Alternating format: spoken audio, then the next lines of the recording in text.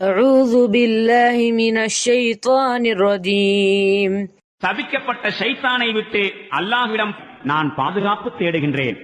ولقد جعلنا في السماء بروجا وزيناها للناظرين இது நமது செயல்திறனாகும்.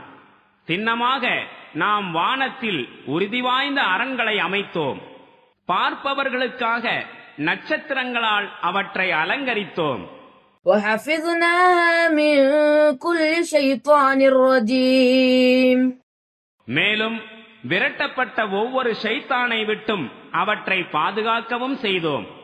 إلا من استرق السمع فأتبعه شهاب مبين ஆகையால் எந்த ஒரு ஷைத்தானும் அங்கு செல்ல முடியாது, எதையேனும் ஒட்டு கேட்பதை தவிர.